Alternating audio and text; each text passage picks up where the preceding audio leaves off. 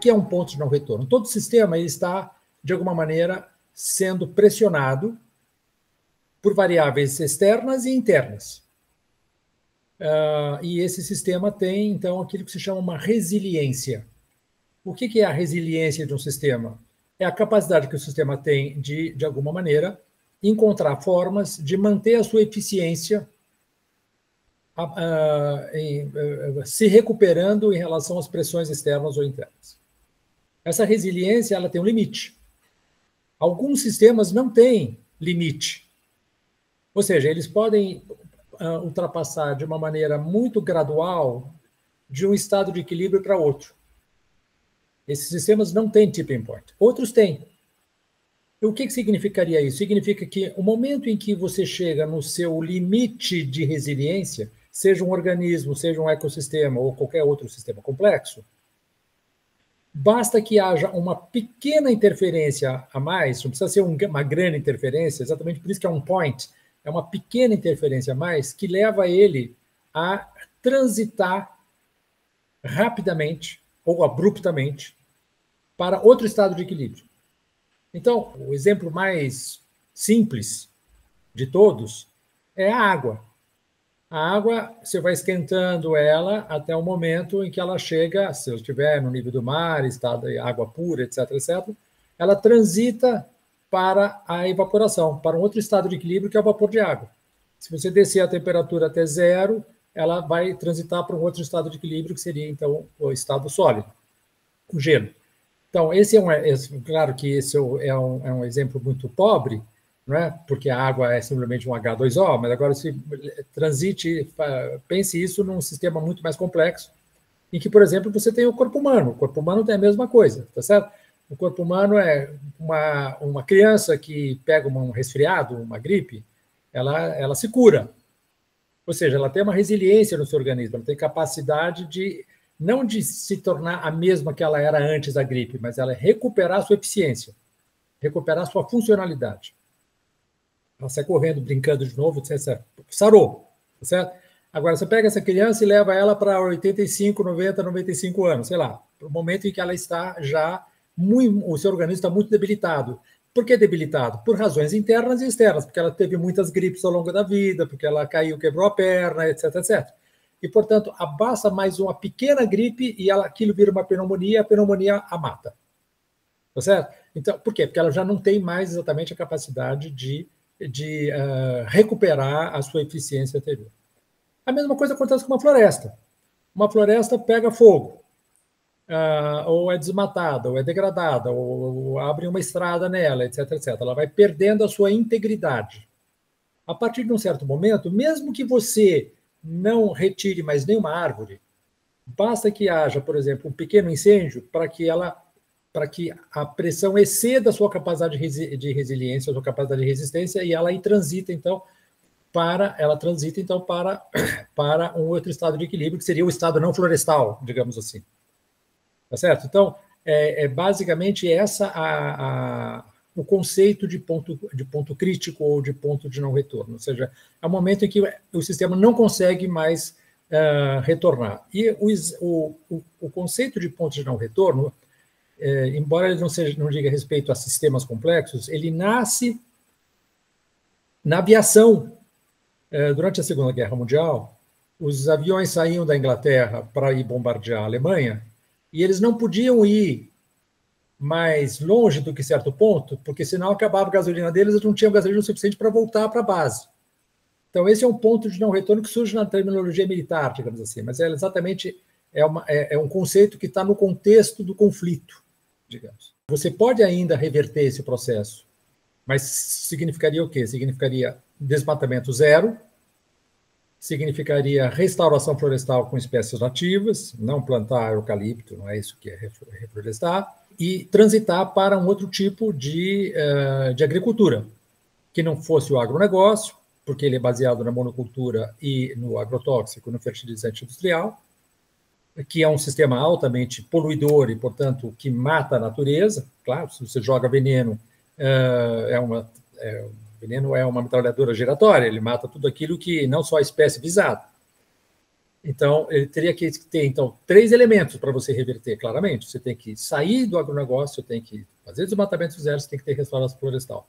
Se você fizer isso, hoje, você consegue reverter o processo na maior parte dos casos. Eu não conheço ponto a ponto. Provavelmente, em algumas regiões da Amazônia, por exemplo, mesmo fazendo isso, você já não reverte mais. Mas isso não significa a Amazônia como um todo, significa talvez uma região específica da Amazônia, onde o desmatamento já foi excessivo, etc. No que se refere ao sistema climático, aí você pode desacelerar, mas você não pode mais reverter. Porque você já colocou em andamento um processo que é um processo agora irreversível. Por exemplo, quando você chega num nível de que você desencadeia um processo de degelo da Groenlândia, por exemplo, nada fará com que aquilo se reverta. O que você pode é desacelerar aquele processo, aumentando as suas chances de adaptação. Mas você não pode mais transformar a Groenlândia, qualquer que seja o teu esforço, mesmo que você pare de emitir gases de efeito estufa agora, há como uma inércia no sistema climático, e o aquecimento que nós estamos observando agora é um aquecimento resultante de emissões de pelo menos 10 anos atrás, você não tem mais condição de reverter esse processo. Quem está causando isso somos nós. Então, se nós acharmos que o capitalismo é a única forma de organização social dos humanos, aí não tem jeito. Mas se você pensar que existem outras formas e acreditar nessa alternativa, porque grande parte da questão política não é apenas você ser capaz de imaginar uma outra coisa, mas de acreditar nessa alternativa. Porque acreditar nessa alternativa significa dizer que você é capaz de mudar, não só que você é capaz de imaginar. E isso significa, portanto, uma possibilidade. Outra coisa é, por exemplo, um patógeno ou um meteoro, aí não depende da ação humana. Né? Então, não é que está tudo perdido. E mesmo que, digamos assim, nós não tivéssemos condições, embora eu acredito que nós tenhamos essas condições, mas mesmo que nós não tivéssemos, nós poderíamos ainda trabalhar no sentido de atenuar esse processo. Porque quando você atenua esse processo, você ganha tempo, e o tempo é a variável mais importante em todo o processo de adaptação. Se nós aumentássemos a nossa temperatura em 2, 3, 4 graus numa escala de tempo de 1 milênio, nós teríamos muito mais condições de adaptar do que se isso ocorre na escala de 1 século. Portanto, nós não sabemos se nós somos capazes, como espécie, de viver. O que nós podemos dizer é que esse futuro será muito pior. Por que ele será muito pior? Porque durante toda a evolução daquilo que nós chamamos as civilizações humanas, vamos dizer, documentadas, vamos pensar o Holoceno como um todo, começou há 11.700 anos antes do tempo presente, o clima se comportou de uma maneira excepcionalmente estável. Excepcionalmente estável. O que eu quero dizer com isso? Eu quero dizer que, em relação a esse período pré-industrial, 1850 e 1900, ele nunca aumentou mais do que 0,6 ou, no máximo, 0,8 graus Celsius para cima e para baixo dessa média, 1850 e 1900. Portanto, nós nos acostumamos a pensar, como sociedades, como civilizações, num clima estável. O clima, para nós, é alguma coisa estável. Então, os grandes desafios, os grandes conflitos que ocorreram ao longo desse período de 12 milênios foram conflitos entre os homens, entre as sociedades, e não conflitos entre as sociedades e a moldura ambiental dela.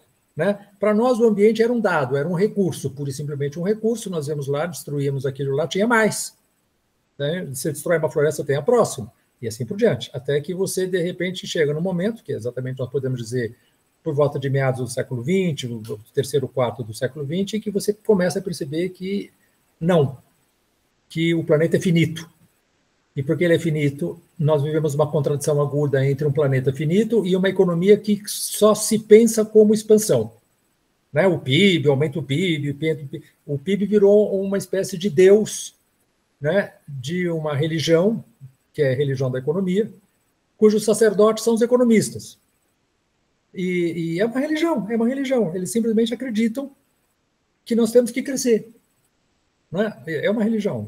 Por mais que a ciência mostre que não é assim que isso ocorre, né? Se você disser para o padre que Deus não existe, ele continuará acreditando que ele existe, certo? Mesmo porque você não pode demonstrar que Deus não existe. Então, ele é uma aposta. Então, o economista aposta numa economia de crescimento dentro de um planeta finito, com os recursos cada vez mais caros. Então, para responder a sua pergunta, eu diria, nós não sabemos o que os nossos filhos e os nossos netos vão enfrentar, mas não é excluído que o problema seja tal que haja uma extinção da humanidade. Isso, vamos dizer assim, na faixa alta da predição mais negativa. Na faixa mais baixa da predição mais negativa, da predição negativa, significa que nós vamos ter um futuro que será necessariamente muito pior. Ou seja, com picos de calor extremamente graves, com latitudes do planeta que não serão mais habitáveis, o que gerará, portanto, uma grande migrações de massa, né, com a elevação do nível do mar cada vez maior. Nós estamos falando hoje de uma elevação do nível do mar da ordem de quase 0,5 centímetro por ano. Portanto, daqui a 50 anos, e é uma curva ascendente, portanto, não podemos projetar 0,5 centímetro para mais 50 anos, porque essa curva é ascendente, é a aceleração. Então, a grande parte das metrópoles do mundo vão estar inundadas, periodicamente inundadas, uma maré alta, etc, etc. Como é que nós podemos dizer que esse futuro é um futuro sorridente para essas próprias gerações? Não dá. Nós temos uma contradição cada vez mais flagrante, mesmo cada vez mais aguda, entre aquilo que a realidade nos mostra e a maneira como a sociedade reage a essas evidências. Esse negacionismo ele é multifacético. Você tem desde pessoas que negam simplesmente o fenômeno, né, estão encastelados no Congresso Nacional, por exemplo, acabou de sair uma matéria sobre isso, mostrando que 83% dos membros do Congresso Nacional são a favor da exploração de petróleo, e simplesmente dizem que o que aconteceu no Rio Grande do Sul ano passado não vai acontecer mais, portanto é um ponto fora da curva. E você tem desde esse nível mais elementar, mais, podemos dizer, mais tosco, mais infantil, mais pueril, de negação da evidência, porque nós temos 50 anos de estudos científicos mostrando exatamente o contrário. É uma negação da realidade. Esse é o mais simples, é o Trump, é o Bolsonaro, é o Congresso Nacional. Aí você tem um outro tipo de negacionismo, mais soft, né? Que fala assim, não, a situação existe e tal, mas nós vamos transitar para um outro processo. Só que para transitar para esse outro sistema, nós temos que primeiro agravar as causas das questões, tá certo? Então, é um negacionismo que eu não diria, na medida que ele reconhece que há problemas, mas ele não é capaz de reagir ao problema, né? E você tem um terceiro nível de negacionismo, que é um negacionismo, vamos dizer assim, aí realmente mais sutil. O que o cientista nos diz? Diz que o problema existe, que nós precisamos sair dele, que nós precisamos sair do petróleo, mas que tudo isso é possível no âmbito do sistema econômico atual, que é outra forma de não reconhecer uma evidência. Quando você tem um sistema que está desregulado, seja porque houve já um desmatamento muito grande, no caso da Amazônia brasileira, já mais de 20% dessa floresta foi completamente desmatada, não degradada. Degradada é muito mais. Desmatada, ou seja, suprimida, simplesmente eliminada e transformada em pastagens ou em soja. Você declara uma perda muito grande dessa capacidade da floresta de lançar vapor de água. Além disso, e não é só uma questão amazônica, mas é uma questão mais regional, o desequilíbrio climático faz com que você tenha aquilo que eles chamam de uma chicotada hidroclimática. Chicotada hidroclimática é uma alternância muito brusca entre secas e inundações. né? Então, você tem exatamente esse sistema de secas e inundações que são cada vez mais violentas. O contraste é cada vez mais violento. Você tem cada vez secas piores, mais recorrentes, mais longas, e você tem inundações cada vez maiores. Então, o que a ciência dizia até há pouco é que a cada vez que você sobe 1 grau na temperatura média do planeta, a atmosfera retém 7% a mais de umidade e, portanto, quando ela cai com muito mais violência. Mas essa proporção agora está sendo questionada, parece que é muito mais. Há artigos recentes dizendo que não é apenas 7% que é de retenção da umidade na atmosfera, mas que seria números muito maiores. Eu não tenho condições de falar mais sobre isso, mas há uma discussão sobre isso. E existe um terceiro elemento que é muito importante, que não diz respeito à Amazônia, que diz respeito ao desmatamento no Rio Grande do Sul. O Rio Grande do Sul, dos estados da federação, o Rio Grande do Sul é um dos que mais perdeu Mata Atlântica nos últimos 20, 30 anos. Hoje, apenas 7% daquilo que era a floresta amazônica está ainda conservada. Por quê? Porque houve uma grande invasão da soja. E a soja, como você tem um sistema de soja que durante uma parte do tempo a terra fica completamente desnuda, quando a chuva cai, ela leva essa água. Portanto, você tem uma enorme erosão e muito mais violenta, portanto, essa inundação, né? Então, grande parte da culpa do que aconteceu no Rio Grande do Sul no ano passado é o agronegócio no Rio Grande do Sul. Isso está bem demonstrado. Né? Isso está bem demonstrado.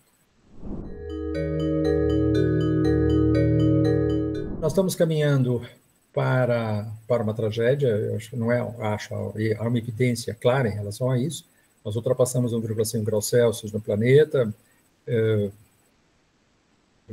Essa é uma ultrapassagem já irreversível. Haverá ainda um ano ou outro, até o fim de 2030, em que o aquecimento será um pouco inferior a 1,5, mas basicamente nós estamos estruturalmente condenados a ter um aquecimento de 1,5, e nós sabemos que entre 1,5 e 2 graus Celsius, 2 graus Celsius nós devemos atingir na segunda metade dos anos 30, mantida essa trajetória atual, isso está bem estabelecido. Portanto, nós vamos chegar no final dos anos 30 com um aquecimento médio global de 2 graus Celsius e, efetivamente, é uma transição para mais, porque existem as alças de retroalimentação, exatamente, que fazem com que você, mesmo que não desmate mais, mesmo que não emita mais a CO2, etc., o sistema, ele próprio, começa, por exemplo, as florestas degradadas, ao invés de elas absorverem CO2, elas começam a liberar CO2. Portanto, elas eram nossas amigas até um certo momento, elas passam a ser os nossos atacantes a partir de um certo momento que você as destruiu. E isso em todos os sistemas, todos os demais, né? Os cientistas definiram 16 elementos críticos no sistema Terra, entre os quais a Amazônia, que são susceptíveis de fazer uma transição para um tipping point, ou seja, uma transição para um outro estado abrupto de equilíbrio. Tudo isso, portanto, nos faz entender de uma maneira absolutamente clara, inequívoca, que nós estamos num processo de degradação das condições de habitabilidade do planeta. Não apenas para nós, mas para milhões de outras espécies. As nações, elas são um processo histórico que nasceram no século XVI, e elas foram muito funcionais até um certo momento. Hoje, como os nossos problemas são globais, a ordem jurídica baseada no Estado-nação é uma ordem jurídica completamente anacrônica e disfuncional. É porque nós somos nação é que nós não conseguimos atacar o problema. Então, defender a nação é uma outra forma de negacionismo. Então, isso é patriotada de milico, entende? Nós temos que entender agora racionalmente que nós vivemos num planeta, nós não vivemos no Brasil, nós não vivemos na Argentina, não vivemos no Uruguai, não vivemos na França, nós vivemos num planeta que está em perigo. E, portanto, o que nós temos que fazer é a cooperação e superar o Estado, o que não significa que não haja identidade nacional, nós falamos a mesma língua, temos os mesmos recursos, mas isso não pode ser traduzido do ponto de vista do ordenamento jurídico. né? Então, eu não tenho nenhum problema em relação à questão de quem é que é o dono da Amazônia. Ninguém é dono da Amazônia. A Amazônia é dona dela mesma. E a nossa responsabilidade é manter essa integridade, essa funcionalidade.